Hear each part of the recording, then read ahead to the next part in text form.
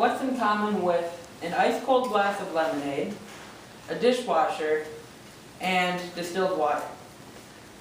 Well, they all use a different state of water, and they each need it to be what they are or do what they do. Like the lemonade. If you want cold lemonade, you put ice, the solid state of water, in it. And if you distill your water, you have to boil it, turn it to a gas, and then recapture it again.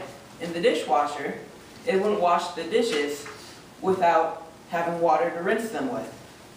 So water is used in so many different ways right now. The earth is composed 70.9% of water. The rest of that is land, but 70.9%. Some of that, the percentage, is glaciers, clouds, and water vapor in the air. The largest percent of that is actually seas, oceans, lakes, and rivers. So, with all this water, someone must have eventually thought, when it gets warm outside, why does that white fluffy stuff outside turn into a puddle?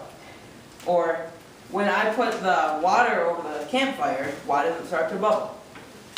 And that led to the discovery of boiling and freezing points. Boiling points, which are 212 degrees Fahrenheit and 100 degrees Celsius, and freezing points, which are 32 degrees Fahrenheit and 0 degrees Celsius. That just led to so many different things we use nowadays. We use so many different things that we don't even realize with the different states of water. And it's kind of cool right now. Scientists are working on trying to discover a way to use water to power cars, and by separating the hydrogen from the oxygen and running the car on hydrogen. So after doing all this background, I wondered what the effective volume on the length of time it takes for different amounts of water to freeze at a constant temperature. So my hypothesis was that 100 milliliters of water would freeze faster than 200 milliliters of water, and 200 milliliters of water would freeze faster than 300 milliliters of water at a constant temperature. The variable in this experiment was going to be the amount of water in each beaker. So for my procedure, I measured out 100 milliliters, 200 milliliters, and 300 milliliters of water in separate beakers, which you can see me doing there.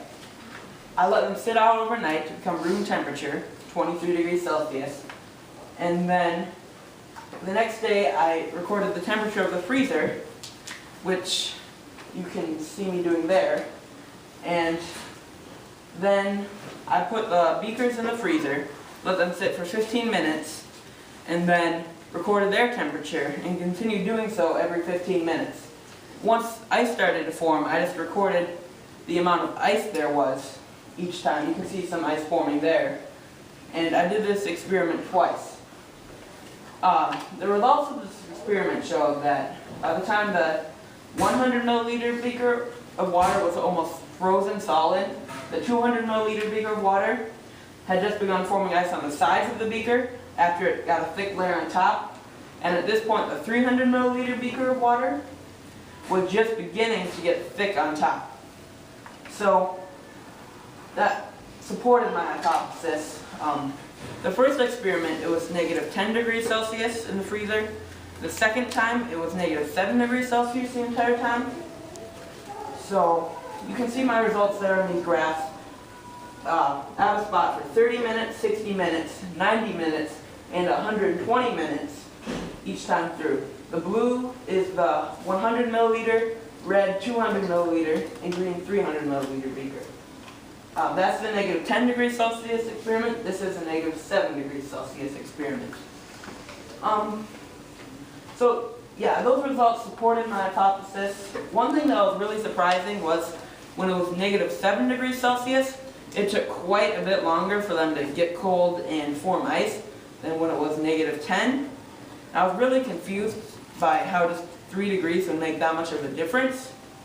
But then I converted the Celsius degrees to Fahrenheit degrees, and I found out that 3 degrees Celsius is equal to 37.4 degrees Fahrenheit.